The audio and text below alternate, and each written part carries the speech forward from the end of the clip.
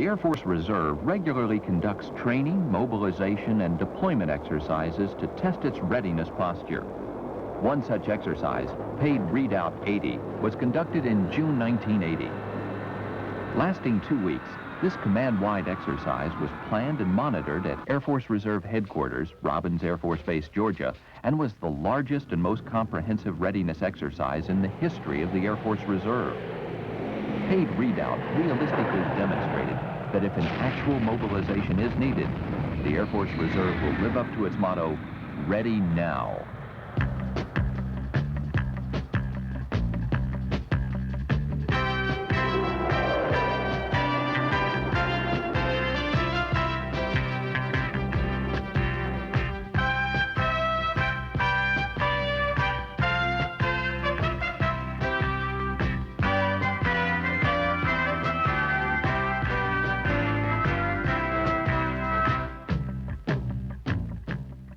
An important part of the exercise began in Denver. Here at the Air Reserve Personnel Center, Lowry Air Force Base, mobilization procedures for non-unit reservists were initiated following notification by the Pentagon. Focal point for these activities was the Personnel Mobilization Center. Here, its commander directed his officers to initiate the telephone notification system. Over 4,000 reservists were contacted in this test operation. Concurrently, a group of 1,100 reservists were selected to test the center's mobilization mailgram system. Computerized mobilization orders were transmitted by commercial telegraph to offices nearest the reservist's home. Home delivery largely was accomplished within 24 hours. These orders explain the reason for the exercise and inform the recipients to call a toll-free number to report when their mailgram had been received. Computers also identified shortages of certain job categories among active force units, then screened and selected qualified individual replacements from the reserve ranks. Other banks of computers at the Air Force Accounting and Finance Center converted a sampling of the reservist pay records into JUMPS, the Joint Uniform Military Pay System, to simulate the conditions of entering onto active duty. At Hill Air Force Base, Utah, other exercise activities were already underway in the shadow of the snow-capped Wasatch Range. Here at the headquarters of the 508th Tactical Fighter Group, the host activity of this segment of the exercise, considerable advanced planning had already taken place prior to the arrival of the deploying units. Then on June 7th, C-141 Starlifters carrying personnel and equipment from the 301st Tactical Fighter Wing, Carswell Air Force Base, Texas, became the first to arrive.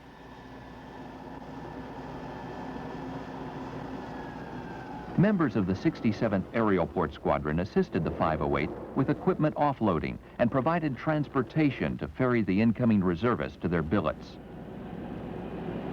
The pace of the arrivals quickened as C-130s touched down on a prearranged schedule, peaking with the landing of a C-5 Galaxy, the world's largest aircraft. They carried support personnel from the 301st Tactical Fighter Wing, scheduled to undergo an operational readiness inspection as they're part of Paid Readout 80. K-loaders easily tackled the problem of unloading large quantities of equipment and baggage in a short time. More than 62 tons were efficiently offloaded and stored for use by the time all 442 reservists had arrived.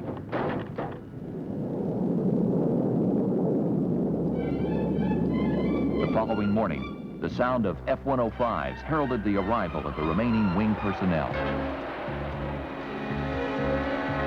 Colonel Roger F. Shear, the 301st Wing Commander, led the first group of F-105 Thunder Chiefs to touch down and taxi to their assigned positions on the flight line.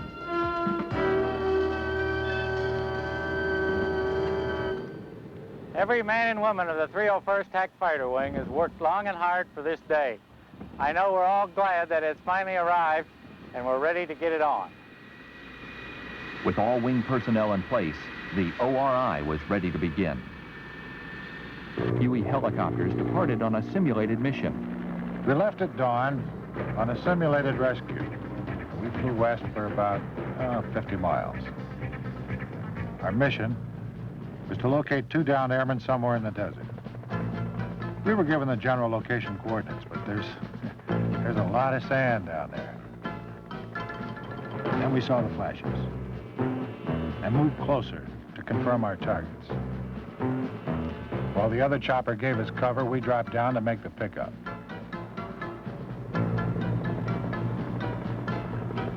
Ground temperature gets pretty hot out here this time of year. So when the guys climbed aboard, they were glad we'd found them without too much delay.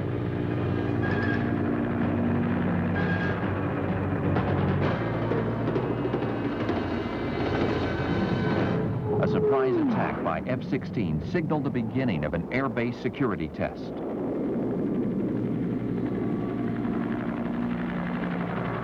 An aggressor force manning a UH-1 hit the field undetected in a simulated attempt to disable the parked F-105s.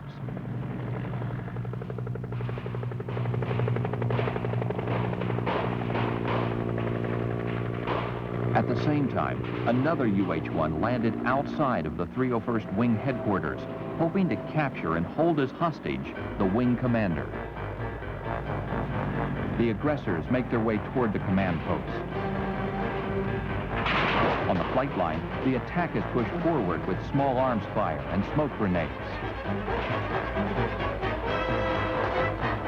Flight line security forces mount a counterattack.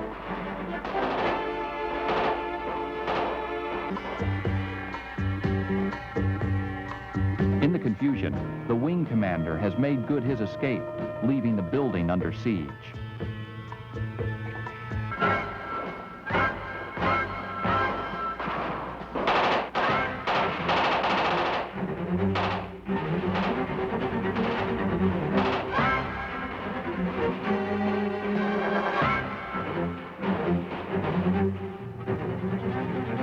Their attempt now only partially complete, the aggressors make their escape.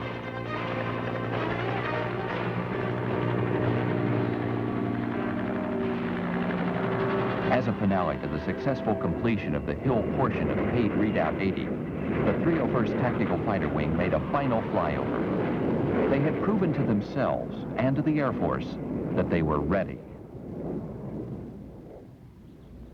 Another phase of paid readout 80 was underway at Volk Field, Wisconsin. Part of the challenge for everyone was learning to adapt to the limited facilities at Volk, which are typical of the austere overseas basing they'd face if mobilized. Improvising and coping in a very different environment made the experience a carbon copy of what reserve members could expect if deployed. Hello, I'm Colonel Bill Bassnett, commander of the 414th Provisional Wing here at Volk Field, Wisconsin. We're a part of exercise Readout 80, which is a test of the deployment, mobility, and combat readiness of the Air Force Reserve. Volk Field here was a bare base just a few short days ago, and we've brought in reservists from all over the country to open the base and set up our combat operations. The training that we'll receive here is extremely realistic, and our operations with the Army will provide some of the best training that is possible. The Army 82nd Airborne has a unit working with us that is also being tested for their combat readiness. We feel that after this exercise, we'll be ready to take our place anywhere in the world in support of contingency operations with the United States Air Force. Elements of the 82nd Airborne Division arrived at hourly intervals in 25 C-141s. Nearly 1,200 active and reserve paratroopers had disembarked, bringing base strength to well over the 2,500 mark. Their equipment offload was accomplished by members of the 442nd MAPS. I'm Staff Sergeant Terry France, and I'm an air cargo specialist using the skills that I learned while on active duty. While we're here, we're in charge of loading and offloading all of the aircraft, and nothing moves till it moves through us. With all of the units assembled, the extensive combat readiness exercise began. Final briefings were held, orienting personnel to their designated tasks. A-37s taxied to the end of the runway and awaited takeoff instructions. Receiving final clearance, they took off in pairs, climbing high into the Wisconsin sky. On the ground, jump masters supervised paratroopers as they made last-minute checks of their chutes and equipment, after which they boarded their aircraft and prepared for takeoff.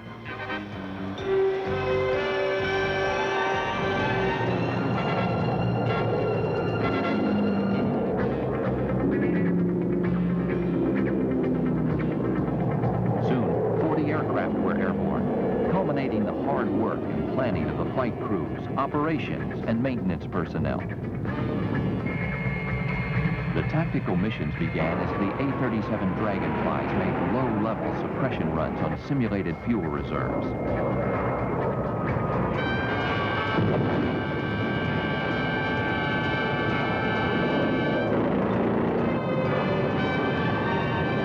They proved their flying accuracy with each pass over the targets. Chutes filled the skies, dropped from C-130 Hercules, C-123 Providers, and C-7 Caribou aircraft.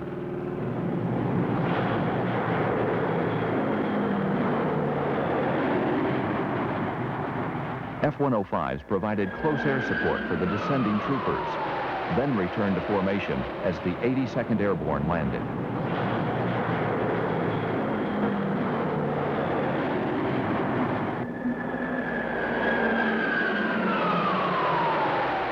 Later, the troops regrouped with their respective units, following the prescribed scenario. An HH-3 Jolly Green Giant had completed its in-flight refueling when its course was altered to begin a search and rescue attempt at a nearby lake. I'm Senior Master Sergeant Jim Masserang, a pararescueman from the 305th Aerospace Rescue and Recovery Squadron. Our mission here while at Vogt Field is to provide rescue coverage for the variety of operations that are going on, whether it be a mishap in the water, a downed pilot, or a mountain emergency. I've got the survivors in sight, 20 yards out. First PJ's away. Second PJ's away. Both PJs are in the water. Okay, clear to turn. Stoke splitter is ready to be deployed. 15 down, stoke splitter away. Clear to turn. Got the penetrator outside the door. Hold your hover. Penetrator's halfway down. Penetrator's in the water. Hold your hover. Bringing up the litter. Move to the right. One right, hold your hover. 3/4 away, hold your hover. You're in the bottom of the helicopter. Hold your hover. Hold your hover. Hold your hover. Hold your hover. I've got him in the door. Coming in the door.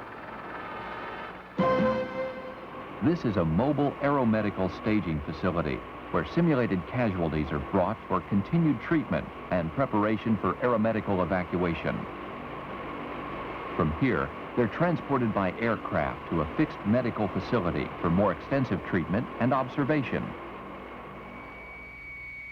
The tension of the day and night exercise activity was broken by an Air Force tradition.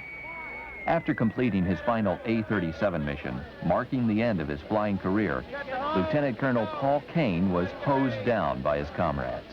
Okay, this is it. Everybody get ready. Go. Everybody get ready. Good start. During the last several years, we have slowly been increasing our manning and our professional airmanship. We have demonstrated to the public and to the world the combat readiness of the Air Force Reserve. Our assigned missions are typical of the kinds of things that citizen airmen can do.